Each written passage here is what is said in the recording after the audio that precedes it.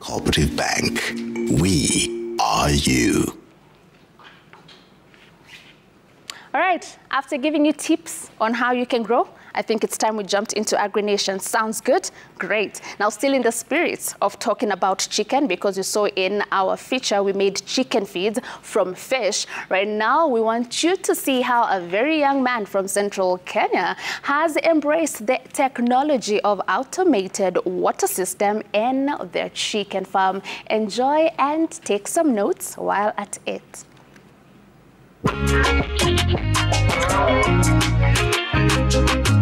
Welcome to today's feature on agrination, where we are showing you technology that is being deployed by our farmers. Now, what I'm standing right next to is an automatic drinking system that is used to give water to the chicken. Now, this farm has about 4,000 layer chicken, and we want to get to know more about this system and what made them use this system in the farm. And to help us understand more about that is a very young gentleman by the name Alex Kamau. So come along with me. Let us meet our agri star of the day. Hi. Hi. How are you? Good.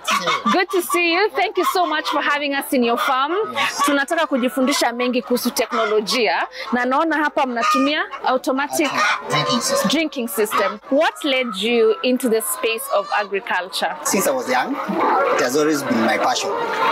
My parents have raised me as they are farmers, so I also got interested in farming.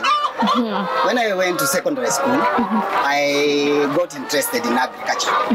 So that is why I decided to back up my parents and bring back my knowledge. All right. When I ran in high school. So now here I can see you're using the automatic drinking system. Yes. Please tell us how this process works all the way from the beginning to the very end, mpaka wakati nafikia kuku. When you decide to use the automatic drinkers, you have to have a reliable source of water. Here we have 4 sources of water. We harvest water, we use from the borehole, we pump, and we have tapped water. So what is the process kutoka hapo kwa source mpaka wakati inafika hapa? The system runs from the borehole. We have a borehole. We also pump water from the river. So we just take the borehole. The borehole has a pump inside, a submerged inside. It's an automatic one. We pump water to from the borehole to the reservoir. We also have a pump from the river. We pump water to the reservoirs. Once it's in the reservoir, we have that water to pump to the rest of the reservoirs that feed our chicken. Please tell us, when did you start using this system? Before we began using the automatic system, we used to have the basins and the mtungis. But later on we realized that it used to give us some hard time. It was very tiresome. The chicken would not have sufficient water. The water would at times become dirty, bringing some infections to the chickens. That is when we decided to invest on the automatic drinker. And how many liters of water do you use in a day in this farm? We have about 4,500 bags. We consume up to 1,200 liters a day. Does it require a lot of human monitoring? Ama ukisha pampu unaenda unatulia tu? When you decide to use this one, there is no stress. You are convinced that your chicken have water throughout the day, insufficient water, and the water is clean. Now let's talk about the cost implication. How much roughly will it require a farmer to put up the automatic drinking system? Depending with the amount of chickens that you are feeding, it requires you to have several drinkers, as much as you can in your budget. But for us, it took us about 100 to 200,000 to install the system. All right. Yes. Does it require electricity? Yes, it requires electricity. Definitely, you have to pump water to the rivers, the reservoirs. But to come to the chicken, to the drinkers, they use gravity. And on a day when steam imepotea, what happens to the system? Since we have enough reservoirs, the tank can accommodate more than 1,200 liters. So I can pump water to the tanks for a week. All right. I don't pump water daily to the reservoirs. Since it's a system, it's definitely a machine. What are the maintenance practices you're putting in place for the automatic drinking system? I've done no maintenance since the system is new. But later on, maybe I'm only required to maintain the tank. I have to clean the tanks. I have to disinfect the tanks. I have to, maybe if my water, if my motor runs out, I have to repair the motor. Now, ongelesha kijana pale nyumbani, you're very young, which is very inspiring, and you're speaking so well about agriculture and also technology. Why is it very important for young people to educate themselves and also involve themselves in matters agriculture? One thing you have to learn about agriculture, it's a source of employment. If you take it as a source of employment, you come to realize that all the other sources of employment that you are looking for, you can also earn from home.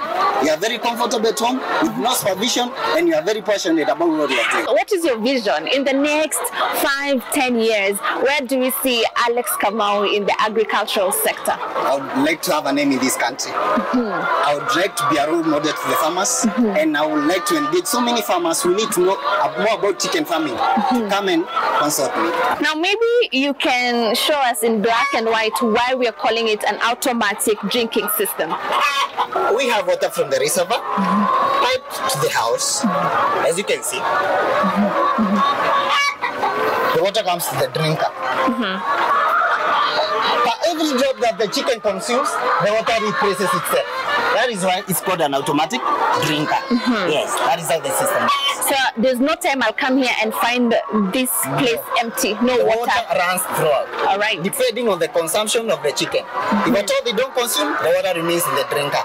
Yes. All right. So did you get the system locally, or you had to import some parts? It's locally. All right. Yeah. Thank you so very much, Alex, for talking to us, and keep up the good work that you're doing in this farm. Thank you so much for having us.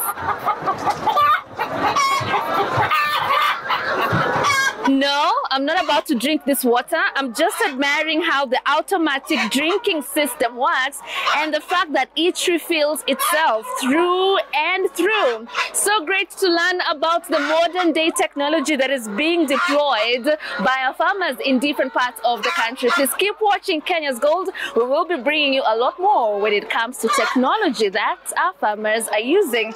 And also, I think I need some more calcium. I'm struggling, but yeah, thank you so much for watching.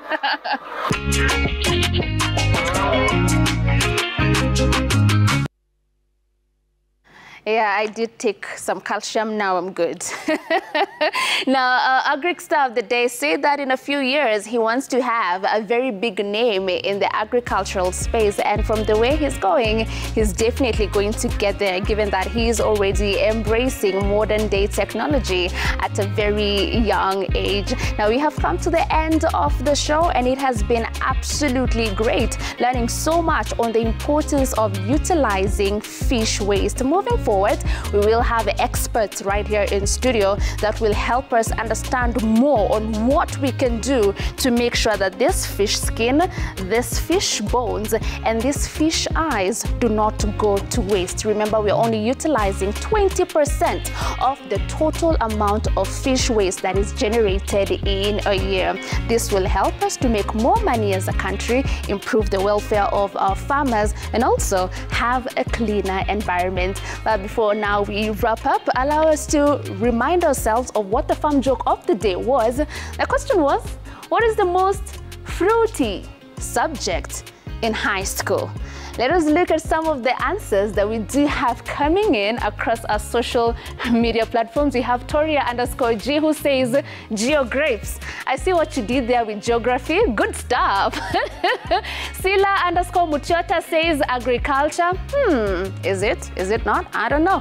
Ronnie.Mwak says, ay jamani, entertainment. Oh, alikuwa mtu wa kwenda funky, si ndio? And then we do have another one from Babi Tosh who says English. Well, here's the clue. Actually, let me just give you the answer because none of you is close to getting it. The answer is history. It's full of dates. Yeah, history meja. Oh, the first missionaries came to Kenya in 1912. Kenya got independence in the date 1963. Yeah, da da da. So yeah, it's full of dates as intended. Remember the rules of the game. Do not overthink. We'll see you again tomorrow with a lot more when it comes to rice farming in Kenya, and we'll also have samples of different varieties of rice. You definitely don't want to miss out on that. And also Emmanuel Terrer will be back. Until then, do have yourselves a fantastic evening.